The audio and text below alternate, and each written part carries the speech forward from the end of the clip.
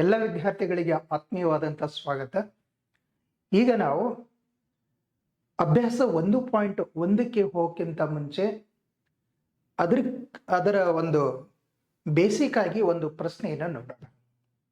ಇಲ್ಲಿ ನಮ್ಮ ಪ್ರಶ್ನೆ ಹೀಗೆ ಕೊಟ್ಟಿದ್ದಾರೆ, 1156 ಪೂರ್ಣ ವರ್ಗವೇ ಅನ್ನುವಂಥ ನಮ್ಮ ಪ್ರಶ್ನೆ. ಇದನ್ನು ನಾವು ಅವಿಭಾಜ್ಯ ಅಪವರ್ತನ ಕ್ರಮದಿಂದ ಪರೀಕ್ಷೆ ಮಾಡಬೇಕು. ಮೊದಲು 1156 ಅವಿಭಾಜ್ಯ ಅಪವರ್ತನದಿಂದ ನಾವು ಅದನ್ನ ಅಪವರ್ತಿಸ್ತೀವಿ. ನೋಡಿ, ಇದನ್ನ ಮೊದಲಿಗೆ 1156 ಅಂತ ಹೇಳಿದೆಯಲ್ಲ, ಅಪವರ್ತನ ಕ್ರಮ ನಮ್ಗೆ ಗೊತ್ತಿದೆ. ಅಪವರ್ತನ ಮಾಡೋದು ಮೊದಲಿಗೆ 2ರಿಂದ ಅಂದ್ರೆ ಅವಿಭಾಜ್ಯ ಸಂಖ್ಯೆಗಳನ್ನು, ಇದನ್ನು ಗಮನಿಸಿ ಮಕ್ಕಳ, ಯಾವಾಗಲೂ ನಾವು ಅಪವರ್ತನ ಮಾಡಬೇಕು ಅಂತಂದ್ರೆ ಅವಿಭಾಜ್ಯ ಅಪವರ್ತನ ಕ್ರಮದಿಂದನೇ ಪರೀಕ್ಷೆ ಮಾಡಬೇಕು. ಅಲ್ಲಿ ಮೊದಲಿಗೆ ಅತ್ಯಂತ ಚಿಕ್ಕದಾದಂಥ ಅವಿಭಾಜ್ಯ ಸಂಖ್ಯೆಯಿಂದ ಪ್ರಾರಂಭ ಮಾಡಬೇಕು. ಅದು ಏರಿಕೆ ಕ್ರಮದಲ್ಲಿ ಹೋಗಬೇಕು. ಮೊದಲಿಗೆ 2, ನಂತರ 3, ಆಮೇಲೆ 5, 7, 11, 13, 17, 19 ಈ ರೀತಿಯಲ್ಲಿ ಏನಂತಂದ್ರೆ ನಾವು ಪರೀಕ್ಷಿಸಬೇಕು.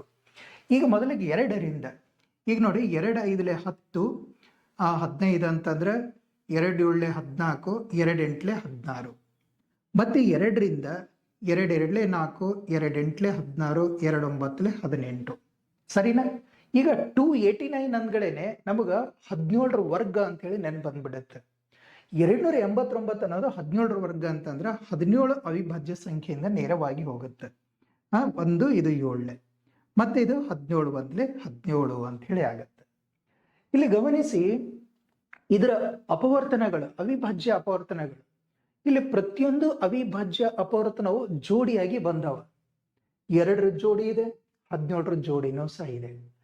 ಅಂದ್ರೆ ಇಲ್ಲಿ 2ರ ಜೋಡಿ ಮತ್ತು 17ರ ಜೋಡಿ ಎರಡನ್ನು ನೋಡಿದೀವಿ. ಆದ್ದರಿಂದ ಇದು ಪೂರ್ಣ ವರ್ಗ ಅಂತ ಹೇಳ್ತೀವಿ ನಾವು. ಆದ್ದರಿಂದ ಇದಕ್ಕೆ ಪೂರ್ಣ ವರ್ಗ. ಇದನ್ನ ಹೇಗೆ ಬರೆಯೋಣ? 2 × 2 × 17 × 17. ಇದನ್ನೇ ನಾವು 2 ಸ್ಕ್ವೇರ್, ಇದು ಒಂದು ಜೋಡಿ ಬಂದಿದೆಯಲ್ಲ, ಆಮೇಲೆ ಇದು 17 ಸ್ಕ್ವೇರ್. ಆದ್ದರಿಂದ ಇದು ಏನಂತಂದ್ರೆ ಒಂದು ಪೂರ್ಣ ವರ್ಗ. ಆದ್ದರಿಂದ ಯಾವುದು ಇದ್ರದ್ದು ವರ್ಗ ನೋಡಿ, ಇದ್ರದ್ದು ವರ್ಗ 2, ಇದರಿಂದ ಒಂದೊಂದು ತೆಗೆದುಕೊಳ್ಳೋಣ. ಇದು 17ರಿಂದ 1 ತಗೊಳ್ಳೋಣ. ಎಷ್ಟಾಯ್ತು? ಇದು 17 2 34. ಅಂದ್ರೆ 1156 ಅನ್ನೋದು ಒಂದು ಪೂರ್ಣ ವರ್ಗ. ಎರಡದು ಪೂರ್ಣ ವರ್ಗ, ಅದು 34ರ ವರ್ಗ ಆಗಿದೆ. ಹಾಗಾಗಿ ಏನಂತ ಬರಿತೀವಿ ನಾವು? 1156 ಅನ್ನೋದು 34ರ ವರ್ಗ. ಇದನ್ನೇ ನಾವು ವರ್ಗಮೂಲದಲ್ಲಿ ಬರಿಬೇಕು ಅಂತಂದ್ರೆ, ಇದನ್ನೇ ವರ್ಗಮೂಲದಲ್ಲಿ ಬರಿಬೇಕಂದ್ರೆ ಹೇಗೆ ಬರಿತೀವ್ರಿ? 1156ರ ವರ್ಗಮೂಲ 34 ಅಂತ ಬರಿತೀವಿ, ಹೌದಲ್ಲ? ಹೀಗೆ ನಾವೇನಂತರ ಅದರ ವರ್ಗಮೂಲ ಮತ್ತು ವರ್ಗವನ್ನು ಕಂಡುಹಿಡಿತೀವಿ. ಈಗ ಅಭ್ಯಾಸದ ಮೊದಲು ಇನ್ನೊಂದು ಪ್ರಶ್ನೆ ಮಾಡೋಣ ನಾವು. ಏನು? 2800 ಪೂರ್ಣ ವರ್ಗವೇ ಅಂತ ನಮ್ಮ ಸೇಮ್ ಕ್ವಶನ್. 2800 ಅನ್ನೋದು ಒಂದು ಪೂರ್ಣ ವರ್ಗ. ಇದನ್ನು ನಾವು ಅಪವರ್ತನಗಳ ಮೂಲಕ ನೋಡ್ತೀವಿ. ಈಗ 2800 ಇದನ್ನು ಬಹಳ ಈಸಿಯಾಗಿ ಸಿಂಪ್ಲಿಫೈ ಮಾಡಬಹುದು ನಾವು. 2800 ನೋಡಿ ಹೇಗೆ ಬರ್ಕೊಳ್ತೀನಿ? 2800 ಇದಕ್ಕೆ ಹೀಗೆ ಬರ್ಕೊಳ್ಳೋಣ. ಕೊನೆಗೆ ಸಮ ಸಂಖ್ಯೆಯಲ್ಲಿ ಸೊನ್ನೆಗಳಿದ್ದು ಅಂತಂದ್ರೆ ನಮಗೆ ಬಿಡಿಸ್ಕೊಳ್ಳಿಕ್ಕೆ ಈಸಿ ಆಗತ್ತೆ. ಇದನ್ನು ಈಸಿಯಾಗಿ ಬಿಡಿಸ್ತೀನಿ ನೋಡಿ. ಇದಕ್ಕೆ ಹೀಗೆ ಬರ್ಕೊಳ್ಳಿ, 28ಕ್ಕೆ 28 ಇಂಟು ಇದು 100. ಈಗ 28 ಅಂತಂದ್ರೆ ಎಷ್ಟಾಗತ್ತೆ? 2 × 7 ಹೀಗೆ ಇದನ್ನು ಬಿಡಿಸ್ಬೋದಲ್ಲ? ಎಷ್ಟಾಗತ್ತೆ ರೀ? 4 7 28 ಆಗತ್ತಲ್ಲ? 4 7 28. ಇದು ಇದು ಏನಂತಂದ್ರೆ 10 × 10 100 ಬಿಡತ್ತಲ್ರಿ. ಇದನ್ನೇ ನೋಡಿ, 4 ಅಂದ್ರೆ ಇದು 2ರ ವರ್ಗ ಅಂದ್ರೆ 2ರ ಘಾತ 2 ಇಂಟು ಇದು 7. ಇದು 10 × 10 ಅಂದ್ರೆ 10 ಸ್ಕ್ವೇರ್. ಇಲ್ಲಿ ಏನಾಯ್ತು? 2 ಜೋಡಿ ಇದೆ, 10ರದ ಜೋಡಿ ಇದೆ, ಬಟ್ 7ರ ಜೋಡಿ ಇಲ್ಲ. ಹೀಗಾಗಿ ಇದು 2800 ಅನ್ನೋದು ಏನಾಗಿ ಬಿಡುತ್ತೆ? ಒಂದು ಪೂರ್ಣ ವರ್ಗ ಆಗಲ್ಲ. ಯಾಕೆ ನಾವು ಮೊದಲೇನು ಹೇಳಿದ್ದೀವಿ, ಪೂರ್ಣ ವರ್ಗ ಹಾಕಬೇಕು ಅಂತಂದ್ರೆ ಪ್ರತಿಯೊಂದು ಅವಿಭಾಜ್ಯ ಅಪವರ್ತನವು ಜೋಡಿಯಾಗಿ ಬರಬೇಕು. ಬಟ್ ಇಲ್ಲಿ 2 ಸ್ಕ್ವೇರ್ ಸರಿಯಾಗಿದೆ, 10 ಸ್ಕ್ವೇರ್ ಸರಿಯಾಗಿದೆ, ಬಟ್ 7 ಒಂಟಿಯಾಗಿ ಅಂದ್ರೆ ಒಂಟಿ ಅಪವರ್ತನ ಆಗಿ ಉಳ್ಕೊಂಡು ಬಿಟ್ಟಿದೆ, ಅದರ ಜೋಡಿ ಇಲ್ಲ. ಹಾಗಾಗಿ 2800 ಪೂರ್ಣ ವರ್ಗ ಅಲ್ಲ. ಒಂದೇ ಒಂದು ಅಪವರ್ತನ ಜೋಡಿಯಾಗಿ ಉಳಿದರೂ ಸಹ ಆ ಸಂಖ್ಯೆ ಪೂರ್ಣವಾಗುವುದಿಲ್ಲ ಎಂಬುದನ್ನು ಈ ಒಂದು ಉದಾಹರಣೆಯಿಂದ ನಮಗೆ ಸ್ಪಷ್ಟವಾಗಿ ಗೊತ್ತಾಗುತ್ತೆ. ಅಂದ್ರೆ ಅರ್ಥ ಏನು, ಇದು 2800 ಅನ್ನೋದು ಒಂದು ಪೂರ್ಣ ವರ್ಗ ಸಂಖ್ಯೆ ಅಲ್ಲ ಅಂತೇಳಿ ನಾವು ತಗೊಳ್ಬೇಕು. ಈಗ ಅಭ್ಯಾಸದಲ್ಲಿರುವಂಥ ಪ್ರಶ್ನೆ ಬಿಡಿಸೋಣ. ಈಗ ನಮ್ಮ ಅಭ್ಯಾಸದಲ್ಲಿರುವಂಥ ಒಂದು ಪ್ರಶ್ನೆ ನೋಡಿ, ಅಭ್ಯಾಸ 1.1. ನಮ್ಮ ಪುಸ್ತಕದಲ್ಲಿ 1.1 ಅಂತ ಕೊಟ್ಟಿಲ್ಲ, ಕಂಡು ಹಿಡಿಯಿರಿ ಅಂತ ಕೊಟ್ಟಿದ್ದಾರೆ. ಫಸ್ಟ್ ಬಂದಿರೋದ್ರಿಂದ ನಾನು ಅದಕ್ಕೆ ಅಭ್ಯಾಸ 1.1 ಅಂತ ತಗೊಂಡೆ. ಇದರಲ್ಲಿ ಪ್ರಶ್ನೆ 1 ಹೀಗೆ ಕೊಟ್ಟಿದ್ದಾರೆ, ಕೆಳಗಿನವುಗಳಲ್ಲಿ ಯಾವ ಪೂರ್ಣ ವರ್ಗಗಳಲ್ಲ. ನಮ್ಮ ಪ್ರಶ್ನೆ ಇರೋದು ಕೊಟ್ಟಿರೋದ್ರಲ್ಲಿ ಯಾವ್ಯಾವ ಪೂರ್ಣ ವರ್ಗಗಳು ಅಲ್ಲ ಅಂತ ನಮ್ಮ ಪ್ರಶ್ನೆ ಇದೆ. ಏನೇನು ಕೊಟ್ಟಿದ್ದಾರೆ ಇದರಲ್ಲಿ? 2032 ಒಂದು ಪ್ರಶ್ನೆ ಇದೆ, ಇನ್ನೊಂದು 2048, 1027, 1089. ಈ ಪ್ರಶ್ನೆಯಲ್ಲಿ ಇಷ್ಟು ಅಂಕಿಗಳು ಕೊಟ್ಟರೆ, ಈ ಸಂಖ್ಯೆಗಳನ್ನು ಕೊಟ್ಟಾರಲ್ಲ, ಇವುಗಳಲ್ಲಿ ಯಾವ ಪೂರ್ಣ ವರ್ಗಗಳು ಅಲ್ಲ ಅನ್ನೋದನ್ನೇನಂತಂದ್ರೆ ನಾವು ಗುರುತಿಸ್ಬೇಕು. ಮೊದಲೇನು ಮಾಡ್ಬೇಕು, ನಾವು ಕೊನೆಯ ಅಂಕಿ ನಿಯಮವನ್ನು ಬಳಸ್ಕೊಳ್ಬೇಕಿಲ್ಲಿ. ಕೊನೆಯ ಅಂಕಿಯಲ್ಲಿ ಯಾವ್ಯಾವ ಸಂಖ್ಯೆಗಳಿದ್ದು ಅಂತಂದ್ರೆ ಅವೇನಂತರ ಪೂರ್ಣ ವರ್ಗ ಆಗಲ್ಲ ಅಂತ ನಾನು ಮೊದಲೇ ವಿಡಿಯೋದಲ್ಲಿ ಹೇಳಿದ್ದೀನಿ, ಒಂದ್ಸಲ ನೆನ್ಪು ಮಾಡ್ಕೊಳ್ಳಿ ಅದನ್ನು. ಈಗ ಇದರಲ್ಲಿ 2032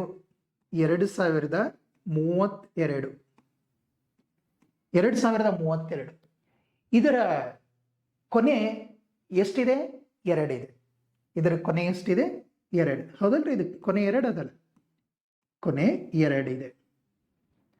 2ರಿಂದ ಕೊನೆಗೊಳ್ಳುವಂತ ಸಂಖ್ಯೆ ಪೂರ್ಣ ವರ್ಗ ಆಗೋದಿಲ್ಲ ಅಂತ ಹೇಳಿದ್ದೀವಿ. 2ರಿಂದ ಕೊನೆಗೊಳ್ಳುವ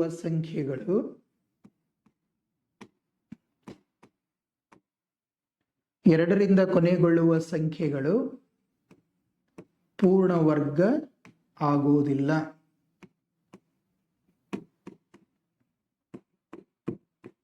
ಪೂರ್ಣ ವರ್ಗ ಆಗುವುದಿಲ್ಲ ಅಂತ ಬರೀತೀವಿ. ಆದ್ದರಿಂದ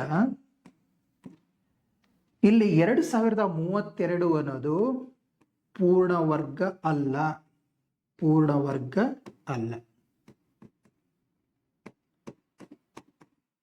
ಅರ್ಥ ಆಯ್ತಾ? ಇದು ಪೂರ್ಣ ವರ್ಗ ಅಲ್ಲ ಅಂತ ಬರೀಬೇಕು. ಇನ್ನು ಇದರಲ್ಲಿ ಕೊಟ್ಟಿರುವಂತ 2048 ಅಂತ ಇನ್ನೊಂದು ಇದೆಯಲ್ಲ, 2048 ಇದೇ ರೀತಿಯಲ್ಲಿ ಬರೀಬೇಕು ನಾವು. 2048 ನೆಕ್ಸ್ಟ್ ಇರೋದು 2048. ಇದ್ರ ಕೊನೆಗೆ ಎಷ್ಟಿದೆ? 8 ಇದೆಯಲ್ಲ, 8ರಿಂದ ಕೊನೆಗೊಳ್ಳುವಂತ ಸಂಖ್ಯೆ ಪೂರ್ಣ ಸಂಖ್ಯೆ ಆಗತ್ತೇನೋ? ಆಗಲ್ಲ. ಹಾಗಾಗಿ ಸೇಮ್ ಇದೇ ರೀತಿಯಲ್ಲಿ ಬರೆಯೋದು. ಇದ್ರ ಕೊನೆಗೆ ಎಷ್ಟಿದೆ? 8 ಇದೆ. ಕೊನೆಗೆ 8. 8ರಿಂದ ಕೊನೆಗೊಳ್ಳುವ ಸಂಖ್ಯೆಗಳು, 8ರಿಂದ ಕೊನೆಗೊಳ್ಳುವ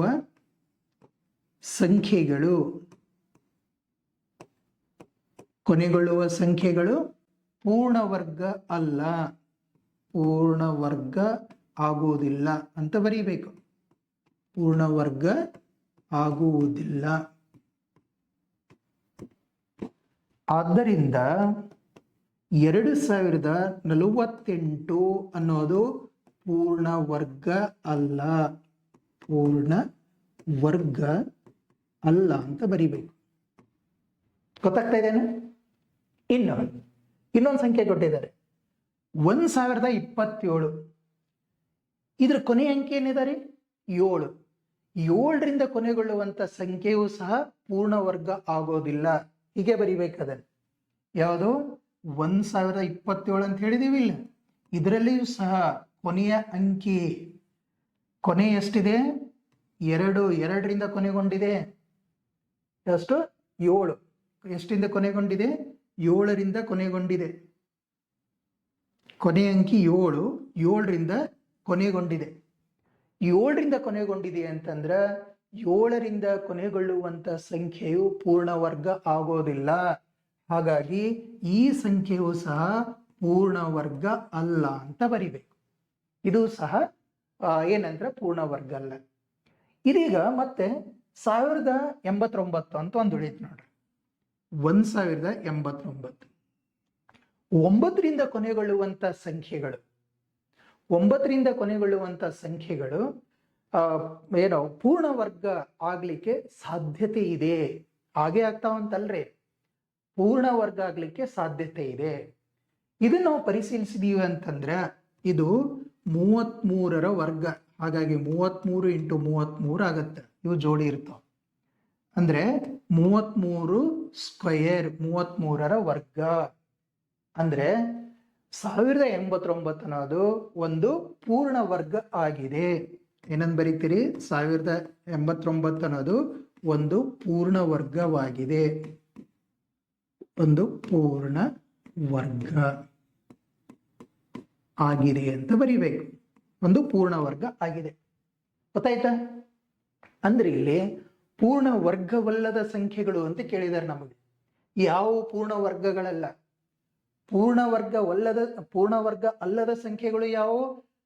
2032, 2048, 1027 ಇವು ಪೂರ್ಣ ವರ್ಗ ಸಂಖ್ಯೆಗಳು ಅಲ್ಲ ಅನ್ನೋದು ಗೊತ್ತಾಯ್ತು. ಸರಿನಾ?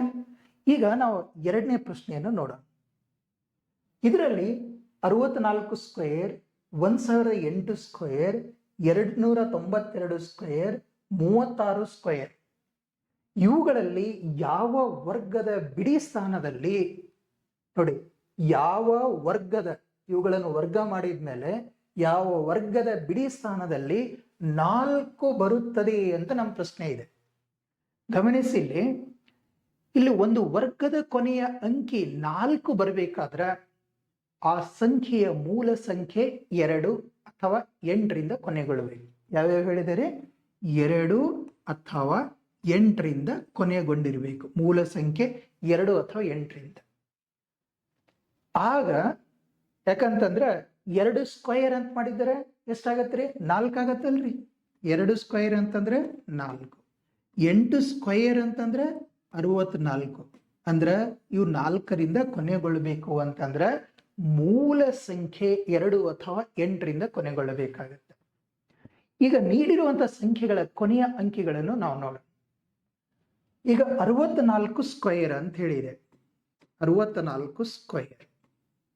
ಈ 64 ಸ್ಕ್ವೇರ್ನ ಕೊನೆ ಅಂದ್ರೆ ಬಿಡಿ ಸ್ಥಾನದಲ್ಲಿರುವಂತ ಅಂಕಿ ಎಷ್ಟಿದೆ? ಕೊನೆಯ ಅಂಕಿ ಎಷ್ಟದ ರೀ? 4 ಇದೆ ಅಲ್ಲ? 4 ಇದೆ. ಆದ್ದರಿಂದ ಈ 64ರಲ್ಲಿ 4 ಇದೆ ಅಂತಂದ್ರೆ 4ರ ವರ್ಗ ಎಷ್ಟಾಗತ್ತೆ? 16 ಆಗತ್ತೆ. ಅಂದ್ರೆ 64 ಸ್ಕ್ವೇರ್ನ ಕೊನೆಯ ಅಂಕಿ ಎಷ್ಟಾಗತ್ರಿ? ಕೊನೆಯ ಸಂಖ್ಯೆ ಯಾವ್ದಾಗತ್ತೆ? 6 ಆಗತ್ತೆ. ಆದ್ದರಿಂದ ಇಲ್ಲಿ 64 ಸ್ಕ್ವೇರ್, 64ರ ಸ್ಕ್ವೇರ್ನ ಕೊನೆ ಎಷ್ಟು ಬರುತ್ತೆ? ಕೊನೆಯ ಸಂಖ್ಯೆ 4 4 16 ಅಂತಂದ್ರೆ 6 ಬರುತ್ತೆ. ನಮಗೇನ್ ಬೇಕಾಗಿದೆ? 4 ಬರಬೇಕಾಗಿದೆ. ಹೌದಲ್ರಿ? ಇನ್ನು 108ರ ಕೊನೆ, 108 ಸ್ಕ್ವೇರ್ ಅದ ರೀ. 108ರ ಕೊನೆ ಎಷ್ಟದ? 8.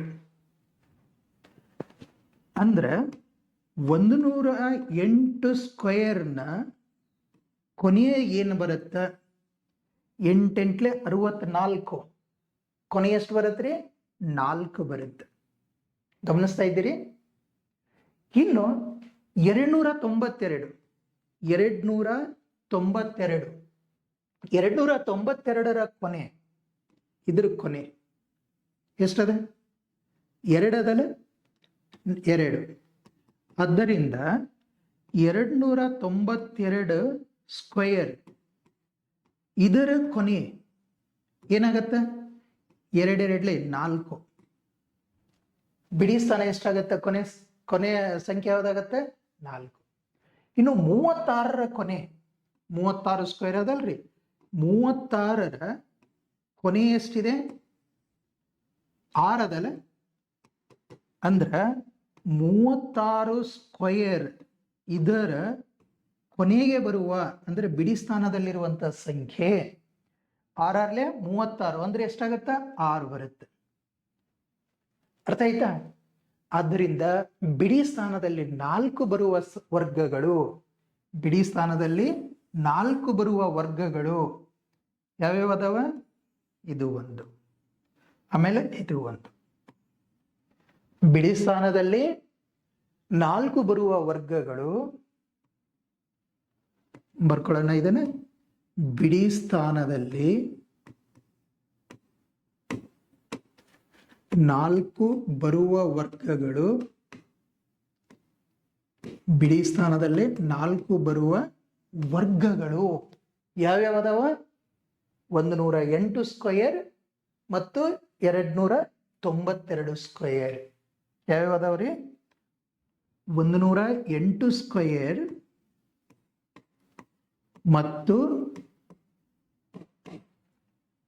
ಯಾವುದು? 292 ಸ್ಕ್ವೇರ್. ಇವು ಮಾತ್ರ. ಅರ್ಥ ಆಗಿದೆನಾ? ಓಕೆ.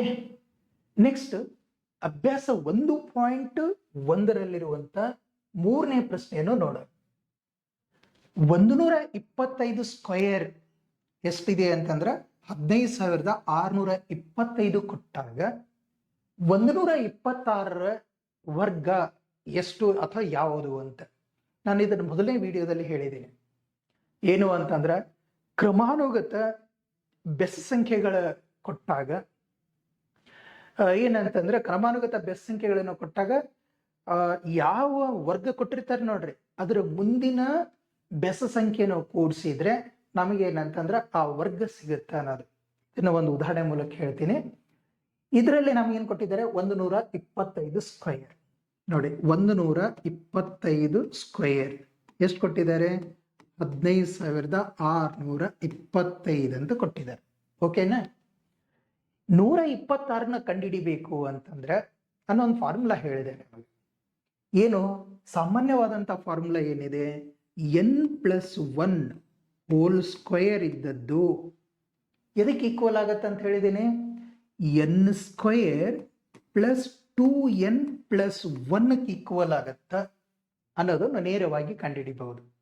ಅಥವಾ ಇದನ್ನೇ ಏನಂತ ಹೇಳಿದೆ ನಾನು, ಯಾವ ಸಂಖ್ಯೆಯನ್ನು ಕೊಟ್ಟಿರ್ತಾರೆ ನೋಡ್ರಿ ಆ ಸಂಖ್ಯೆಯ ವರ್ಗ, ಅದ್ರಾಗ 2n+1 ಅನ್ನು ಸೇರಿಸಿ ಬಿಡ್ರಿ ಅಂತ ಹೇಳಿದ್ದೆ ಅಷ್ಟೇ. 2n+1 ಅನ್ನು ಸೇರಿಸಿ ಬಿಡ್ರಿ ಅಂತ ಹೇಳಿ. ಈಗ ನಮಗೆ 125 ಕೊಟ್ಟಾರೆ. ಇಲ್ಲಿ n ಅಂತಂದ್ರೆ ಏನ್ ತಗೊಳ್ತೀನಿ? 125. ಸರಿನಾ? n ಅಂದ್ರೆ ಎಷ್ಟು ತಗೊಳ್ತೀನಿ? 125. ನಮಗೆ ಇದ್ರ ಬೆಲೆ ಕೊಟ್ಟಿದ್ದಾರೆ 125. ಇದರಲ್ಲಿ 2 × n ಅಂತಂದ್ರೆ 125 + 1. 125 × 2 ಅಂತಂದ್ರೆ ಎಷ್ಟಾಯ್ತು? 250. 250 + 1 ಅಂದ್ರೆ ಎಷ್ಟಿದು? 251 ಅಂತ ಹೇಳಿ ಆಗತ್ತೆ. ಇದ್ರಾಗ ಕೂಡಿಸ್ಬೇಕಿದು ಇದ್ರ ವರ್ಗದಲ್ಲಿ 251 ಕೂಡಿಸಿ ಬಿಡಬೇಕು. ಅರ್ಥ ಆಗ್ತಾ ಇದ್ದೇನೆ? ಆಗ ನಮಗೆ ಈ 126ರ ವರ್ಗ ಸಿಗುತ್ತೆ. ಸರಿನಾ? ಇದೇ ಒಂದು ಫಾರ್ಮುಲಾ.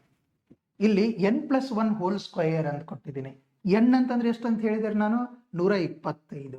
125 + 1 whole square. ಇದು n² ಅಂತಂದ್ರೆ ಎಷ್ಟು? 125 ಸ್ಕ್ವೇರ್. 2n+1 ಇದೇ ಹೇಳಿದ್ದೇನೆ. 2 × n ಅಂತಂದ್ರೆ 125 ಪ್ಲಸ್ ಇದು 1 ಇದು 126 ಐತೆ. ಇಲ್ಲಿ ಇದು 126 ಸ್ಕ್ವೇರ್. 125ರ ವರ್ಗ ಕೊಟ್ಟಿದ್ದಾರೆ ಇಲ್ಲಿ ಎಷ್ಟು? 15,625 ಅಂತ ಕೊಟ್ಟಾರೆ. ಇವೆರಡನ್ನು ಗುಣಾಕಾರ ಮಾಡ್ರಿ. 125 × 2 ಅಂತಂದ್ರೆ 250 ಪ್ಲಸ್ ಇದು 1. ಇದನ್ನ ಕೂಡಿಸ್ರಿ 15,625 ಪ್ಲಸ್ ಇದನ್ನ ಕೂಡಿಸ್ರಿ 251 ಎಷ್ಟಾಗತ್ತ? 15,625 ಅದರಲ್ಲಿ 251 ಕೂಡಿಸಿಬಿಡ್ರಿ. ಕೂಡಿಸ್ರೆ ಎಷ್ಟು ಬರುತ್ತೆ? ಅದು 15,876. 15,876. ಈ 15,876 ಏನು ಗೊತ್ತೇನ? ಅದು ಇದು 126 ಸ್ಕ್ವೇರ್, ಅಂದ್ರೆ 126ರ ವರ್ಗ. ಗೊತ್ತಾಯ್ತಾ? ಅದಕ್ಕಾಗಿ ಕಾರಣ ಸಮೇತ ನೆನ್ಪಿಡ್ಬೇಕು ನೀವು ಅಂತಂದ್ರ ಮುಂದಿನ ವರ್ಗ ಸಂಖ್ಯೆ ಏನಾಗಿರುತ್ತೆ? ಹಿಂದಿನ ವರ್ಗ ಪ್ಲಸ್ ಮುಂದಿನ ಬೆಸ ಸಂಖ್ಯೆ. ಅರ್ಥ ಆಗತ್ತಾ? ಈ ರೀತಿಯಲ್ಲಿ ನೀವು ಲೆಕ್ಕವನ್ನು ಮಾಡಬೇಕು. ಇನ್ನು ಅಭ್ಯಾಸ 1.1ರಲ್ಲಿರುವಂತ ನೆಕ್ಸ್ಟ್ ಪ್ರಶ್ನೆ, 4ನೇ ಪ್ರಶ್ನೆ. ಇಲ್ಲೇನು ಕೊಟ್ಟಿದ್ದಾರೆ? ಚೌಕದ ವಿಸ್ತೀರ್ಣ 441 ಮೀಟರ್ ಸ್ಕ್ವೇರ್. ಹಾಗಾದ್ರೆ ಬಾಹುವಿನ ಉದ್ದವನ್ನು ಕಂಡು ಹಿಡಿಯಿರಿ ಅಂತ ಹೇಳಿ ಕೊಟ್ಟಿದ್ದಾರೆ. ಚೌಕದ ವಿಸ್ತೀರ್ಣ ಚದರ ಮೀಟರ್ನಲ್ಲಿ ಕೊಟ್ಟಾರೆ. ಚೌಕದ ವಿಸ್ತೀರ್ಣ ಕಂಡುಹಿಡಿಯುವಂತ ಸೂತ್ರ ಏನ್ ಗೊತ್ತಾ ನಮಗೆ? ಬಾಹು ಸ್ಕ್ವೇರ್. ಆದ್ದರಿಂದ ಬಾಹು ಕಂಡುಹಿಡಿಬೇಕು ಅಂತಂದ್ರ ನಾವು 441ರ ವರ್ಗಮೂಲ ತೆಗೆದುಕೊಳ್ಬೇಕು. ಯಾವ ಸಂಖ್ಯೆಯನ್ನು ಅದರದೇ ಸಂಖ್ಯೆಯಿಂದ ಗುಣಿಸಿದರೆ 441 ಬರುತ್ತದೆ ಅಂತ ನೆನಪಿದೆನಾ? ಯಾವುದು? 21 × 21. ಅಂದ್ರೆ ಏನಾಯ್ತು ಇಲ್ಲಿ? 21 × 21 ಅಂತಂದ್ರೆ 441. ಆದ್ದರಿಂದ 441ರ ವರ್ಗಮೂಲ ಎಷ್ಟಾಗಿರುತ್ತೆ? 21. ಇದನ್ನೇ ಬಿಡಿಸ್ಕೊಂಡು ಬಿಡ್ಲಿ. ಚೌಕದ ವಿಸ್ತೀರ್ಣ ಸೂತ್ರ ಗೊತ್ತಿದೆ. ಚೌಕದ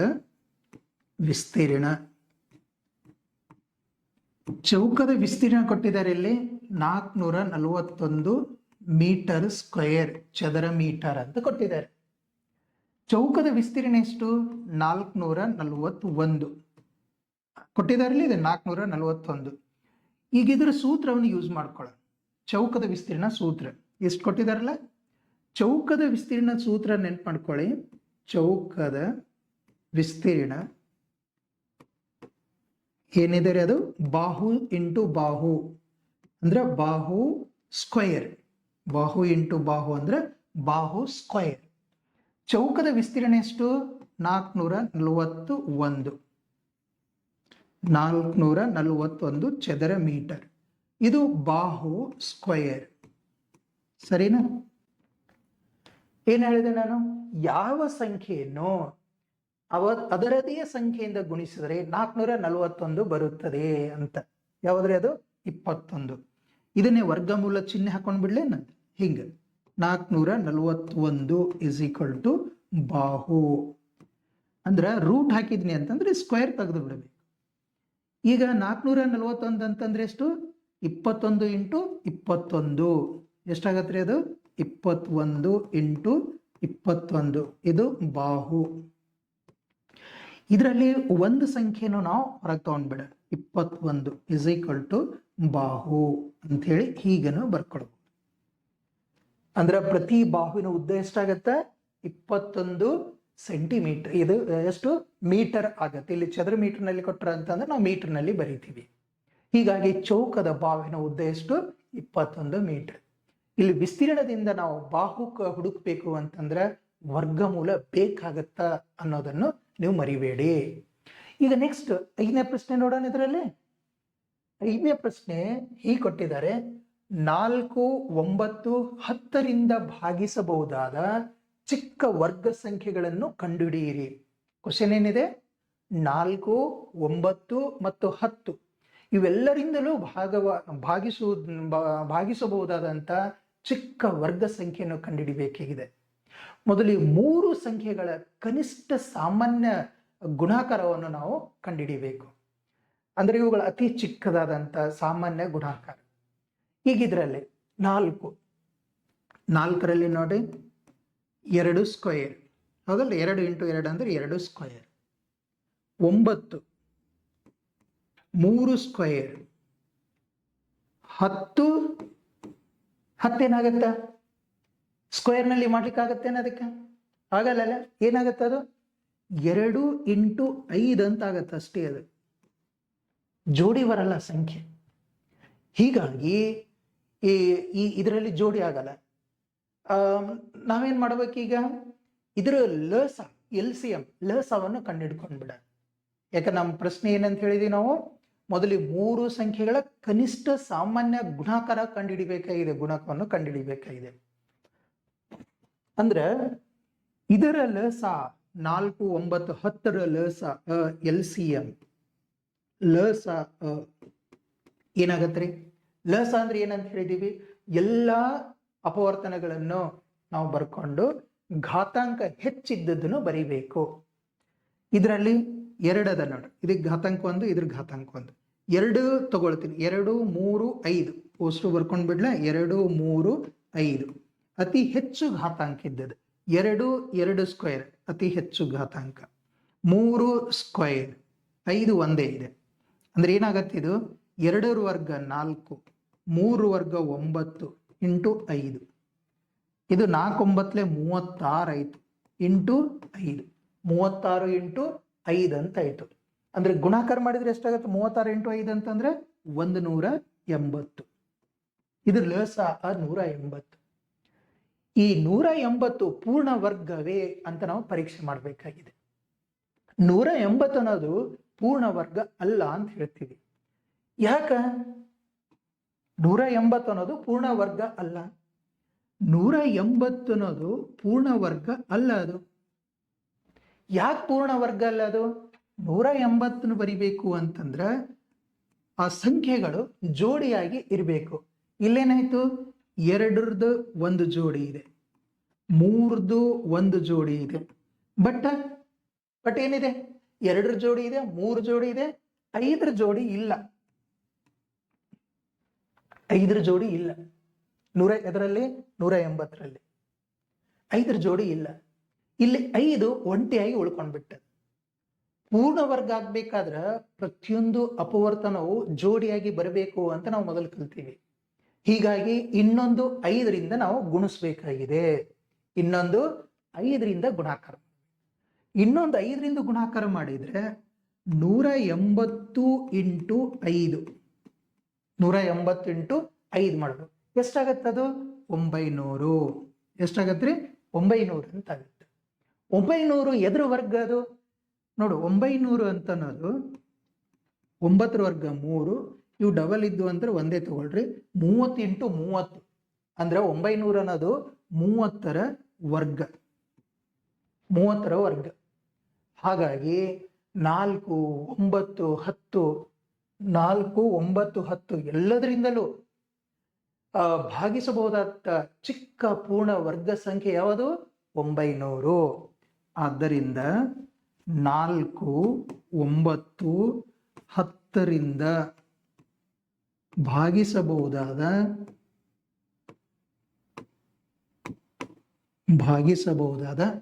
ಅತಿ ಚಿಕ್ಕ ಪೂರ್ಣ ವರ್ಗ ಸಂಖ್ಯೆ, ಅತಿ ಚಿಕ್ಕ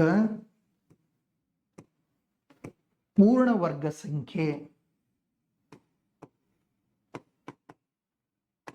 ಪೂರ್ಣ ವರ್ಗ ಸಂಖ್ಯೆ ಯಾವಾದ್ರೆ ಅದು? 900. ಅರ್ಥ ಆಯ್ತಾ ಇದು? ನೆಕ್ಸ್ಟ್ ಇದೇ ಅಭ್ಯಾಸದಲ್ಲಿರುವಂತ 6ನೇ ಪ್ರಶ್ನೆಯನ್ನು ನೋಡೋಣ. 9408 9408 ಅನ್ನೋದು ಕೊಟ್ಟಿದ್ದಾರೆ. ಇದನ್ನು ಪೂರ್ಣ ವರ್ಗವನ್ನಾಗಿಸಲು ಯಾವ ಚಿಕ್ಕ ಸಂಖ್ಯೆಯಿಂದ ಗುಣಿಸಬೇಕು ಅಂತ ನಮ್ಮ ಪ್ರಶ್ನೆ ಇದೆ. ಕ್ವಶನ್ ಅರ್ಥ ಆಗ್ತಾ ಇದೆ ನಾನು? 9408 ಪೂರ್ಣ ವರ್ಗ ಮಾಡಬೇಕು ಅಂತಂದ್ರೆ ಯಾವ ಚಿಕ್ಕ ಸಂಖ್ಯೆಯಿಂದ ಗುಣಿಸ್ಬೇಕು ಅಂತ ಕೇಳ್ಯಾರ. ಮೊದಲು ನಾವೇನ್ ಮಾಡಬೇಕು? 9408ರ ಅವಿಭಾಜ್ಯ ಅಪವರ್ತನ ಕ್ರಮವನ್ನು ಬರ್ಕೊಳ್ಬೇಕು. 9408ರ ಅವಿಭಾಜ್ಯ ಅಪವರ್ತನ ಬರ್ಕೊಳ್ತೀನಿ. 9408ರ ಅವಿಭಾಜ್ಯ ಅಪವರ್ತನ. ಅವಿಭಾಜ್ಯ ಅಪವರ್ತನ ಕ್ರಮದಲ್ಲಿ ಇಲ್ಲಿ ನೋಡಿ, ಒಂದು ಅವಿಭಾಜ್ಯ ಅಪವರ್ತನ ಮಾಡ್ಲಾ ಇದನ್ನ 9408. ಫಸ್ಟ್ 2ರಿಂದ ತಗೊಳ್ತೀನಿ. 2 4 8, 2 7 14, 0 2 4 8. ಮತ್ತೆ 2ರಿಂದ 2 1 2, ಮತ್ತೆ 2 2 ಆಗತ್ತಲ್ಲ ಇದು. 2 2 4, 2 3 6, 2 5 10, 2 2 4.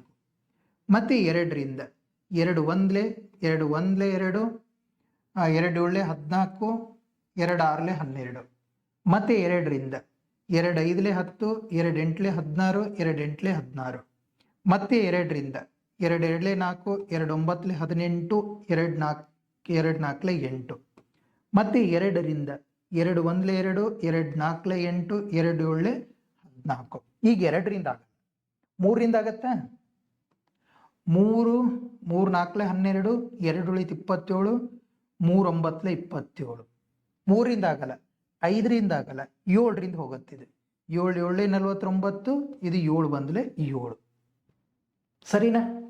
ಇಲ್ಲಿ 2 ಏಸ್ ಅದಾವ್ರಿಪ್ಪ, 2 ಜೋಡಿಯಾಗಿ ಅದಾವ ಇಲ್ಲ ಅಂತ ಹೇಳ್ಬೋದ?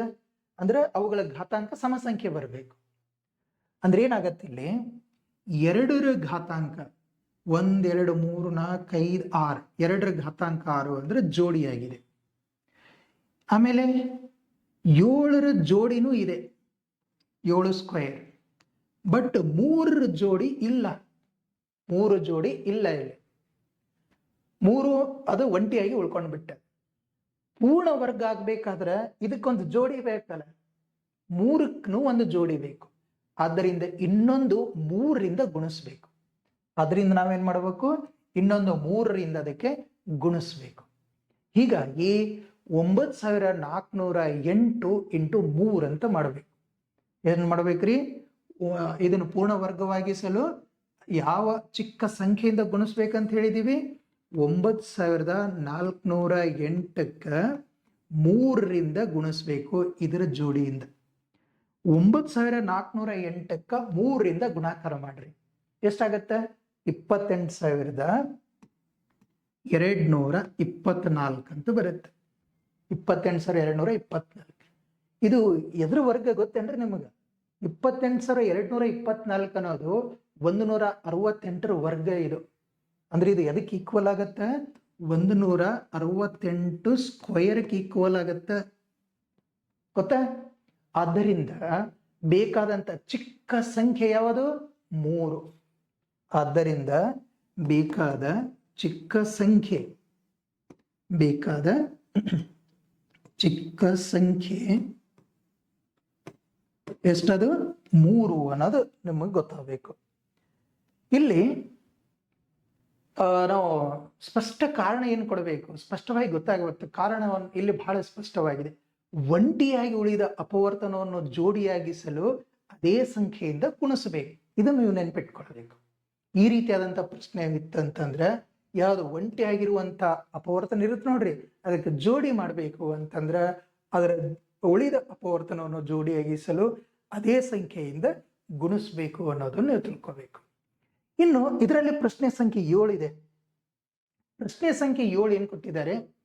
16 ಮತ್ತು 17ರ ವರ್ಗಗಳ ನಡುವೆ ಎಷ್ಟು ಸಂಖ್ಯೆಗಳಿವೆ? ಇದು ಚೆನ್ನಾಗಿದೆ ನೋಡಿ ಕ್ವಶನ್ ಇದು. 16 ಮತ್ತು 17ರ ವರ್ಗಗಳ ನಡುವೆ ಎಷ್ಟು ಸಂಖ್ಯೆಗಳಿವೆ? 99 ಮತ್ತು 100ರ ವರ್ಗಗಳ ನಡುವೆ ಎಷ್ಟು ಸಂಖ್ಯೆಗಳದಾವ ಅಂತ ನಮ್ಮ ಪ್ರಶ್ನೆ ಇದೆ. ಓಕೆ, ಇಲ್ಲಿ ನಾವೇನ್ ಮಾಡ್ಬೇಕಪ್ಪ ಅಂತಂದ್ರೆ 16 ಮತ್ತು 17ರ ನಡುವೆ ಎಷ್ಟು ಸಂಖ್ಯೆಗಳಿವೆ ಅಂತ ನಾವು ಮೊದಲು ಕಂಡುಹಿಡ್ಕೊಳ್ಳೋಣ. ಕ್ರಮಾನುಗತ ವರ್ಗಗಳು ಅಂದ್ರೆ ಒಂದ್ ಸಂಖ್ಯೆ, ಯಾವುದೋ ಒಂದು ಸಂಖ್ಯೆ ತಗೊಂಡಿವಿ ಅಂದ್ರೆ ಅದಕ್ಕೆ n ಅಂತ ತಗೊಳ್ಳೋಣ. ಕ್ರಮಾಗತ ವರ್ಗಗಳು n ಸ್ಕ್ವಯರ್ ಮತ್ತು n+1 ಹೋಲ್ ಸ್ಕ್ವಯರ್. ಇವುಗಳ ನಡುವಿನ ವ್ಯತ್ಯಾಸ 2n+1 ಅಂತ ನಾವು ಕಲ್ತೀವಿ. ಇನ್ನೊಂದ್ಸಲ ಹೇಳ್ತೀನಿ ನೋಡಿ ಇದನ್ನ. ಕ್ರಮಾನುಗತ ವರ್ಗಗಳು ಇಲ್ಲಿ ಬರಿಲ್ಲ, ಕ್ರಮಾನುಗತ ವರ್ಗಗಳು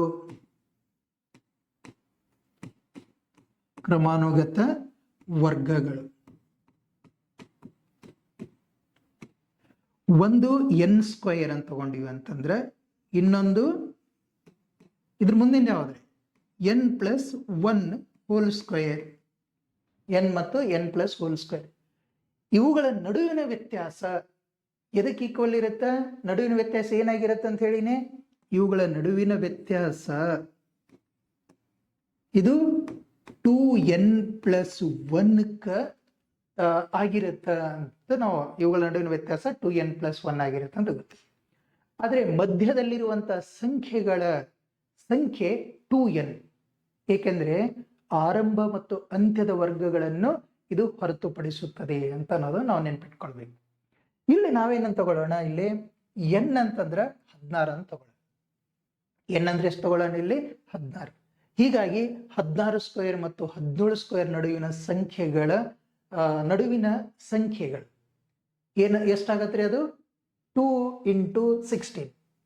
ಇಲ್ಲಿ ಎನ್ ಅಂತ, ಇಲ್ಲಿ ಫಸ್ಟ್ ಇದನ್ನು ತಗೊಳ್ತೀನಿ. ಯಾವುದು 16 ಮತ್ತು 17ರ ವರ್ಗಗಳ ನಡುವೆ ಎಷ್ಟು ಸಂಖ್ಯೆಗಳಿವೆ ಅಂತ ಅಷ್ಟೇ ಕಂಡುಹಿಡಿಬೇಕಾಗಿದೆ ನಾವು. ಹಾಗಾಗಿ ಇಲ್ಲಿ ಎನ್ ಅಂತಂದ್ರೆ 16 ಅಂತ ತಗೊಳ್ಳ. ಇದು ಸ್ಪಷ್ಟ ಆಯ್ತಲ್ಲ ನಿಮ್ಗೆ. ಕ್ರಮಾನುಗತ ವರ್ಗಗಳು ಅದಾವ ನೋಡ್ರಿ, ಇಲ್ಲಿ 16 ಮತ್ತು 17 ಕ್ರಮಾನುಗತ ವರ್ಗಗಳು ಎನ್ ಸ್ಕ್ವೇರ್ ಮತ್ತು n+1 ಹೋಲ್ ಸ್ಕ್ವೇರ್ ಅವುಗಳ ನಡುವಿನ ಸಂಖ್ಯೆಗಳು 2n+1 ಈಕ್ವಲ್ ಇರ್ತಾವ ಅಂತ ಹೇಳಿದೀವಿ.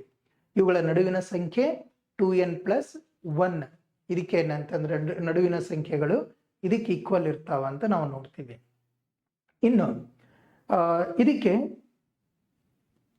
16 ಮತ್ತು 17 ನಡುವಿನ ಎಷ್ಟು ಸಂಖ್ಯೆಗಳಿವೆ ಅಂತ ಹೇಳಿ ನಾವು ನೋಡ್ಕೊಳ್ಬೇಕಾಗಿದೆ. ಇವುಗಳ ಮಧ್ಯದಲ್ಲಿ ಬರೋದು, ಇವುಗಳ ಮಧ್ಯದಲ್ಲಿ ಇದು ವ್ಯತ್ಯಾಸನ ಆಯ್ತಾ, ಮಧ್ಯದ ಸಂಖ್ಯೆ, ಮಧ್ಯದಲ್ಲಿ ಬರುವಂತ ಸಂಖ್ಯೆ ಎದಕ್ಕೆ ಈಕ್ವಲ್ ಆಗಿರುತ್ತೆ ಅಂದ್ರೆ ಇದು 2n ಸಮ ಇರುತ್ತೆ ಅಂತ ಗೊತ್ತು ಮಾಡ್ಕೊಳ್ಬೇಕು. ಈ ಪಾಯಿಂಟ್ ನೀವು ನೆನ್ಪಿಟ್ಕೊಳ್ಬೇಕಿಲ್ಲ.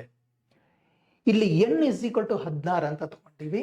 ಹೀಗಾಗಿ 16 ಸ್ಕ್ವೇರ್ ಮತ್ತು 17 ಸ್ಕ್ವೇರ್ ನಡುವಿನ ಸಂಖ್ಯೆಗಳ ಸಂಖ್ಯೆ n ಸ್ಕ್ವೇರ್ ಯಾವುದು 16 ಸ್ಕ್ವೇರ್ ಮತ್ತು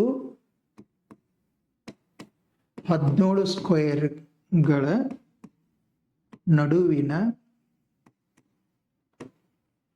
ಸಂಖ್ಯೆಗಳ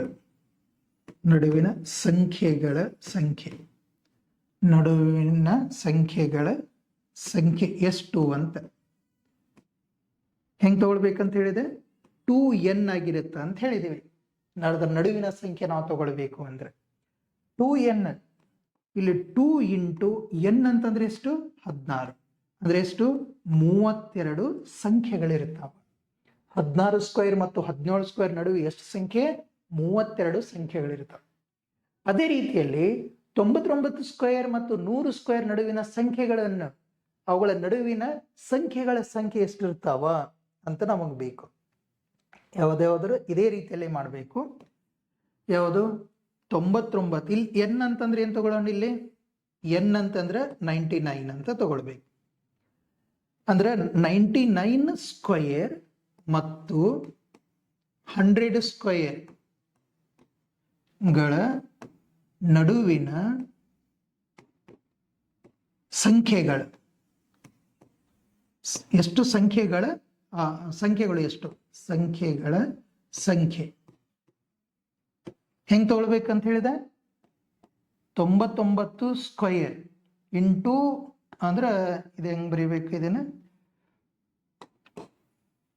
ಓಕೆ 2 × n ಈಕ್ವಲ್ ಅಂತ ಹೇಳಿದೆ. 2 × n ಅಂದ್ರೆ 99. 2 × n ಅಂತಾರೆ ಎಷ್ಟು, 99.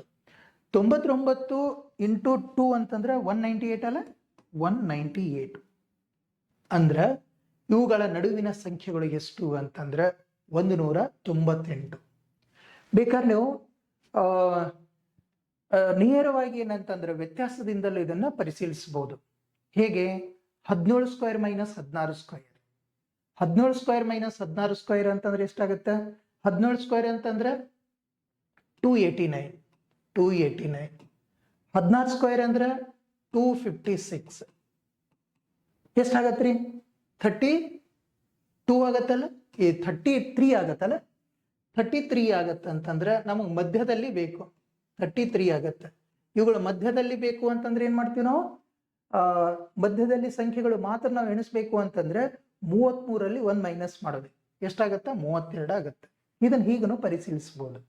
ಇದೇ ರೀತಿಯಲ್ಲಿ 100 ಸ್ಕ್ವೇರ್ ಮೈನಸ್ 99, 100 ಸ್ಕ್ವೇರ್ ಅಂತಂದ್ರೆ ಎಷ್ಟು, 100 ಸ್ಕ್ವೇರ್ ಮೈನಸ್ 99 ಮಾಡಿದ್ರೆ ಅದು 199. 199 ಅಂತಂದ್ರೆ ನಾವು ಮಧ್ಯದಲ್ಲಿರುವಂತ ಸಂಖ್ಯೆ ಬೇಕಂದ್ರೆ ಏನ್ ಮಾಡ್ಬೇಕು, 1 ಮೈನಸ್ ಮಾಡಿ ಬಿಡ್ತೀವಿ, 198 ಆಗಿಬಿಡುತ್ತೆ. ಹೀಗೆ ನೀವು ಪರಿಶೀಲಿಸಬಹುದು.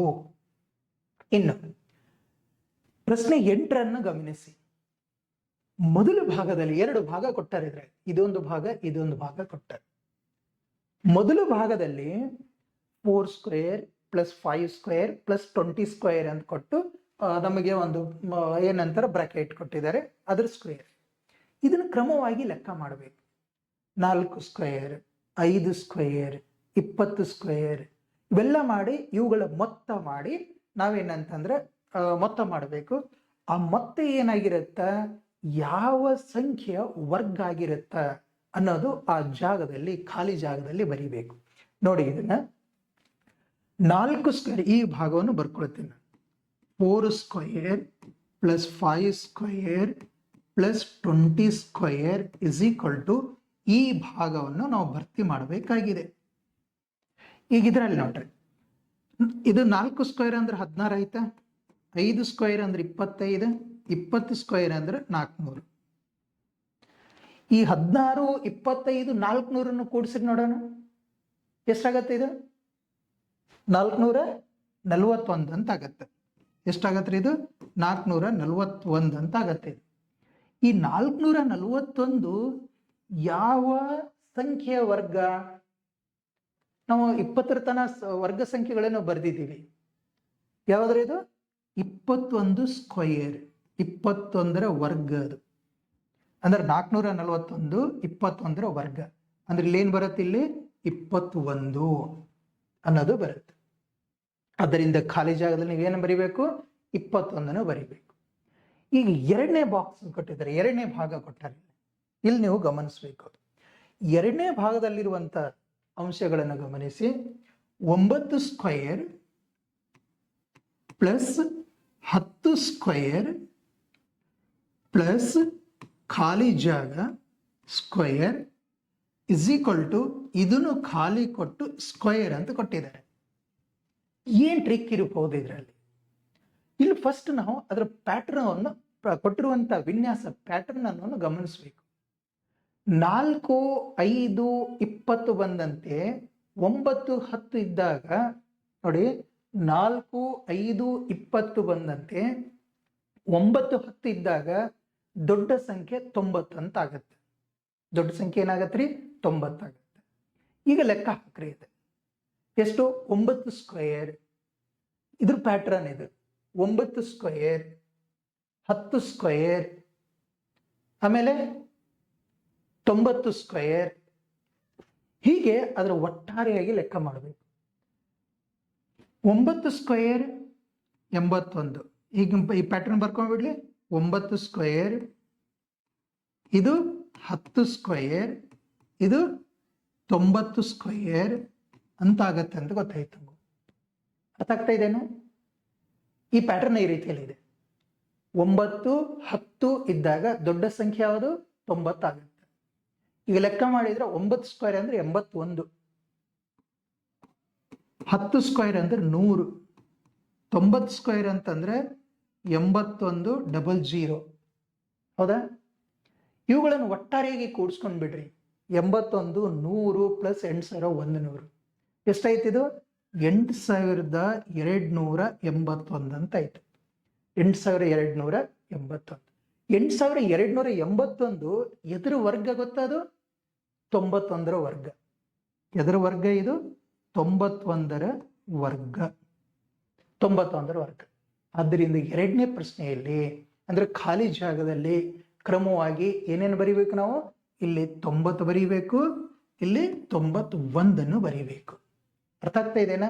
ಹೀಗಾಗಿ ನಮ್ಮ ಪೂರ್ಣ ಉತ್ತರ ಇದರಲ್ಲಿ 4² ಪ್ಲಸ್ 5² ಪ್ಲಸ್ 20² ನಲ್ಲಿ ಇಸ್ ಈಕ್ವಲ್ ಟು 21². ಎರಡನೇ ಭಾಗದಲ್ಲಿ 9² plus 10² plus 90² is equal to ಇದು 91² ಅಂತ ಆಗುತ್ತೆ. ಸರಿನಾ? ಈಗ ಇದರಲ್ಲಿರುವಂತ ಮತ್ತೊಂದು ಪ್ರಶ್ನೆ, 9ನೇ ಪ್ರಶ್ನೆ. ಚಿತ್ರದಲ್ಲಿರುವ ಚಿಕ್ಕ ಚೌಕಗಳ ಸಂಖ್ಯೆ ಎಷ್ಟು? ಆ ಸಂಖ್ಯೆಯ ಅವಿಭಾಜ್ಯ ಅಪವರ್ತನಗಳನ್ನು ಬರೆಯಿರಿ. ಆ ಸಂಖ್ಯೆಯ ಅವಿಭಾಜ್ಯ ಅಪವರ್ತನಗಳನ್ನು ಬರೀಬೇಕು. ಇಲ್ಲಿ ಒಂದು ಲೈನ್ ಕಟ್ ಆಗಿದೆ, ಇದನ್ನ ಸರಿಯಾಗಿ ಮಾಡ್ಕೊಳ್ಳಿ.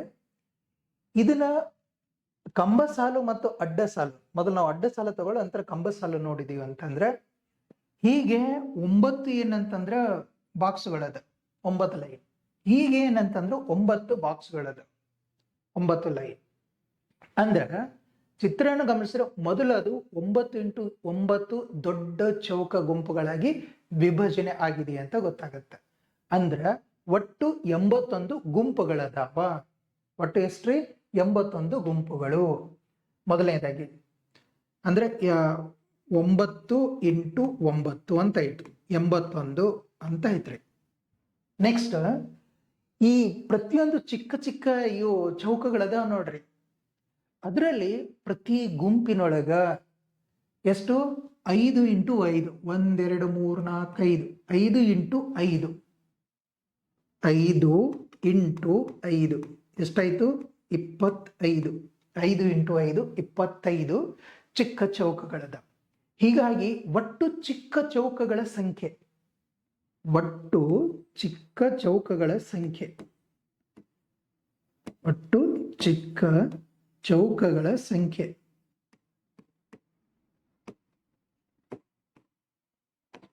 ಎಷ್ಟಾಗತ್ತ? 81 × 25. ಇದು ಗುಣಾಕಾರ ಮಾಡಿದ್ರೆ ಎಷ್ಟಾಗತ್ರಿ?